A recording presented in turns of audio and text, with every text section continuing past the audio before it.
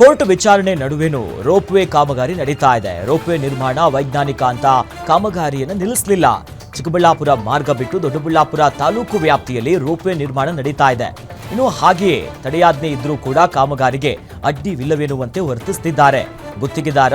ಇನ್ನು ದೊಡ್ಡಬಳ್ಳಾಪುರದ ಶಾಸಕ ಹಾಗೂ ಜಿಲ್ಲಾಧಿಕಾರಿ ವಿರುದ್ಧ ಸ್ಥಳೀಯರು ಆಕ್ರೋಶವನ್ನ ಹೊರಗಾಕ್ತಿದ್ದಾರೆ.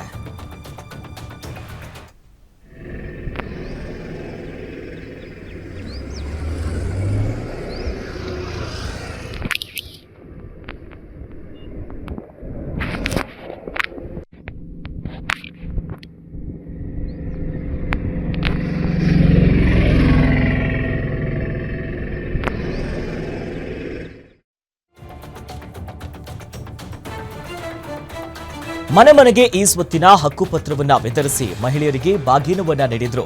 ಶ್ರೀರಂಗಪಟ್ಟಣ ಕ್ಷೇತ್ರದ ಶಾಸಕ ರಮೇಶ್ ಬಾಬುರಿಂದ ವಿನೂತನ ಅಭಿಯಾನವನ್ನ ಹಮ್ಮಿಕೊಳ್ಳಲಾಗಿತ್ತು. ತಾಲೂಕಿನ ಮೊಗರಹಳ್ಳಿ ಮಂಟಿ ಗ್ರಾಮದ ಜನರಿಗೆ ಹಕ್ಕುಪತ್ರವನ್ನ ವಿತರಣೆ ಮಾಡಿ ಅಧಿಕಾರಿಗಳ ಜೊತೆ ಮನೆ ಬಾಗಿಲಿಗೆ ಕಾಲ್ನಡಿಗೆಯಲ್ಲೇ ಅವರು ಹೋಗಿ ಈ ಸ್ವತ್ತಿನ ಹಕ್ಕು ಪತ್ರಿಕೆಯನ್ನ ವಿತರಣೆ ಮಾಡಿದ್ರು.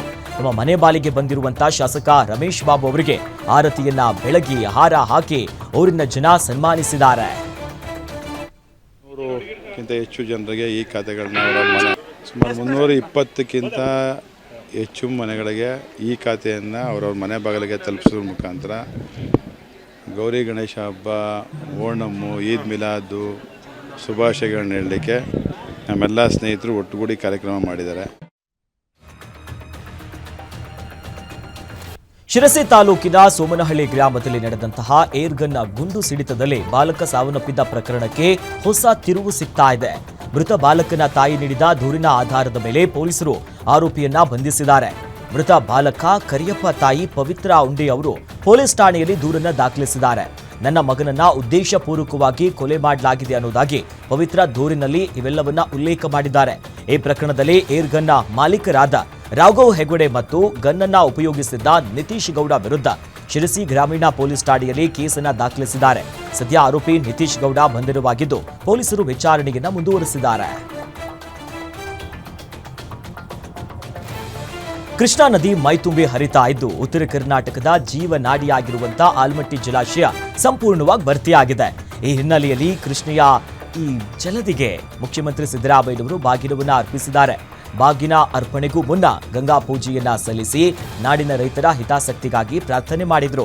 ಸಿಎಂ ಸಿದ್ದರಾಮಯ್ಯಗೆ ಡಿಸಿಎಂ ಡಿಕೆ ಶಿವಕುಮಾರ್, ಇನ್ನು ಸಚಿವರಾಗಿರುವಂತಹ ಶಿವಾನಂದ ಪಾಟೀಲ್, ಎಂಬಿ ಪಾಟೀಲ್, ಆರ್ಬಿ ತಿಮ್ಮಾಪುರ, ಶಾಸಕರಾದ ಎಚ್ವೈ ಮೇಟಿ, ಇನ್ನು ಯಶವಂತರಾಯಗೌಡ ಪಾಟೀಲ್, ಜಿಟಿ ಪಾಟೀಲ್ ಸೇರಿ ಹಲವು ಇತರರು ಕೂಡ ಆ ಸಂದರ್ಭದಲ್ಲಿ ಸಾಥ್ ನೀಡಿದರು.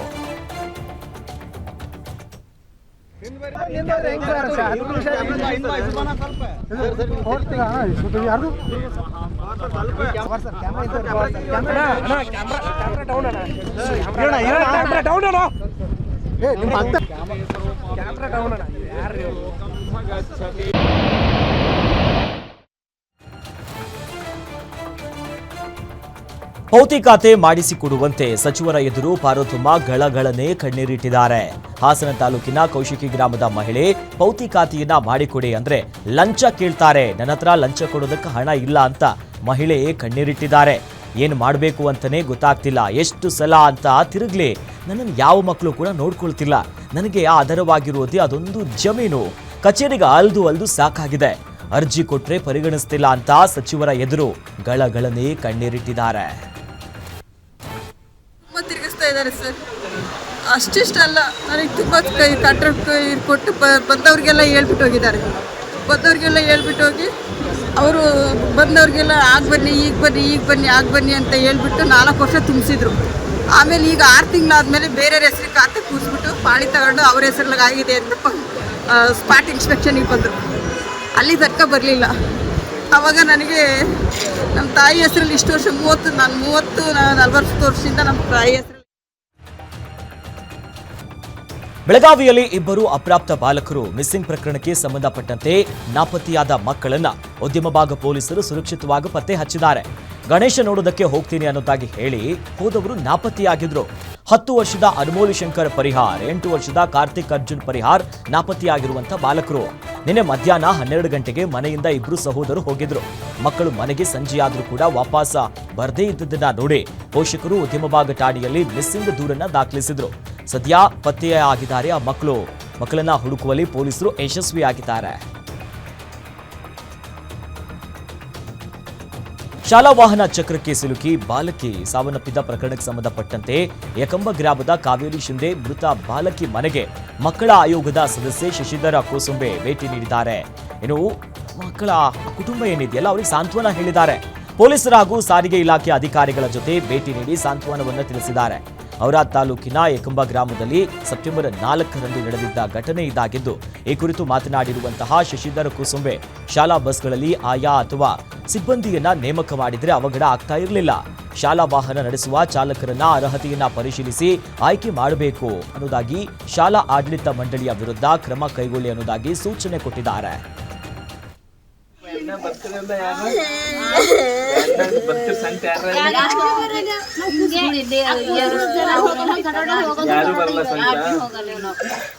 तुम पापा का फोन नंबर मिलता उनको, जब बेटी का प्लान गया तो कोई नहीं कॉल किया हमें स्कूल से. ಮಸೀದಿ ಮೇಲೆ ಮರ ಬಿದ್ದು ಭಾರಿ ಒಂದು ಅನಾಹುತ ಆಗಿದೆ. ರಾಯಚೂರು ತಾಲೂಕಿನ ಕಾಡ್ನೂರು ಗ್ರಾಮದಲ್ಲಿ ಈ ಘಟನೆ ಆಗಿರೋದು. ಭಾರಿ ಗಾಳಿಗೆ ಅಲಾಯಿ ಕುರಿಸುವಂತ ಮಸೀದಿ ಪಕ್ಕದಲ್ಲಿ 50ಕ್ಕೂ ಹೆಚ್ಚು ವರ್ಷದ ಮರ ಬಿದ್ದು ಅವಘಡ ಸಂಭವಿಸಿದೆ. ಮಸೀದಿ ಮೇಲೆ ಮರ ಬಿದ್ದಂತ ಪರಿಣಾಮ ಮೇಲ್ಚಾವಣಿ ಕುಸಿದಿದ್ದು ಅದೃಷ್ಟವಶಾತ್ ಪ್ರಾಣ ಅಪಾಯದಿಂದ ಪಾರಾಗಿದ್ದಾರೆ.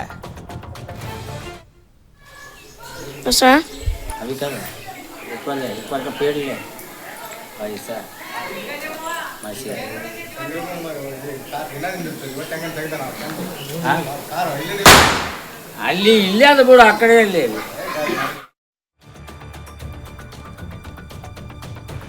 ಕೆಎಸ್ಆರ್ಟಿಸಿ ಬಸ್ ನಿಲುಗಡೆಗೆ ಆಗ್ರಹಿಸಿ ಬೆಳಗಾವಿಯ ಹೆಬ್ಬಾಳ ಗ್ರಾಮಸ್ಥರು ಪ್ರತಿಭಟನೆ ಮಾಡಿದ್ದಾರೆ. ರಾಷ್ಟ್ರೀಯ ಹೆದ್ದಾರಿ 4ರ ಬೆಂಗಳೂರು ಪುಣೆ ಹೆದ್ದಾರಿಯಲ್ಲಿ ಬೆಳಗಾವಿಯಿಂದ ಕೊಲ್ಲಾಪುರಿಗೆ ತೆರಳುವಂತ 20ಕ್ಕೂ ಅಧಿಕ ಎಕ್ಸ್ಪ್ರೆಸ್ ಬಸ್ಗಳನ್ನು ತಡೆದು ಪ್ರೊಟೆಸ್ಟ್ ಮಾಡಿ ಆಕ್ರೋಶವನ್ನ ಹೊರಗಾಕಿದ್ದಾರೆ. ಬಸ್ ತಡೆದಿದ್ದನ್ನ ಪ್ರಶ್ನಿಸಿದ್ದಕ್ಕೆ ಚಾಲಕ ಮತ್ತು ಪ್ರಯಾಣಿಕರನ್ನ ತಳ್ಳಿ ನೂಕಿ ಅವಾಚ್ಯವಾಗಿ ನಿಂದಿಸಿ ಕೆಲ ಯುವಕರು ದರ್ಪವನ್ನ ತೋರಿದ್ದಾರೆ. ಸ್ಥಳಕ್ಕೆ ಕೆಎಸ್ಆರ್ಟಿಸಿಯ ಹಿರಿಯ ಅಧಿಕಾರಿಗಳು ಬರುವಂತೆ ಪಟ್ಟು ಹಿಡಿದಿದ್ದಾರೆ. ಇನ್ನು ಯಮಕನಮರಡಿಯ ಪೊಲೀಸ್ ಠಾಣಾ ವ್ಯಾಪ್ತಿಯಲ್ಲಿ ಈ ಪ್ರಕರಣ ಆಗಿರೋದು. ಟಾಟಾ ಏಸ್ ಹಾಗೂ ದ್ವಿಚಕ್ರ ವಾಹನದ ನಡುವೆ ಭೀಕರ ಅಪಘಾತ ಸಂಭವಿಸಿದೆ. ದೊಡ್ಡಬಳ್ಳಾಪುರದ ಗೊಲ್ಲಹಳ್ಳಿ ಬಳಿ ಘಟನೆ ನಡೆದಿದೆ. 50 ವರ್ಷದ ಮುನಿಕೃಷ್ಣ ಮೃತಪಟ್ಟಿದ್ದಾರೆ. ಇನ್ನೋರ್ವನಿಗೆ ಸ್ಥಳೀಯ ಆಸ್ಪತ್ರೆಯಲ್ಲಿ ಚಿಕಿತ್ಸೆಯನ್ನ ನೀಡಲಾಗ್ತಿದೆ. ಅಪಘಾತದ ದೃಶ್ಯ ಸ್ಥಳೀಯ ಮನೆಯೊಂದರ ಸಿಸಿಟಿವಿಯಲ್ಲಿ ಸೆರೆಯಾಗಿದೆ. ದೊಡ್ಡಬಳ್ಳಾಪುರ ಗ್ರಾಮಾಂತರ ಠಾಣೆಯಲ್ಲಿ ಪ್ರಕರಣ ದಾಖಲಾಗಿದೆ.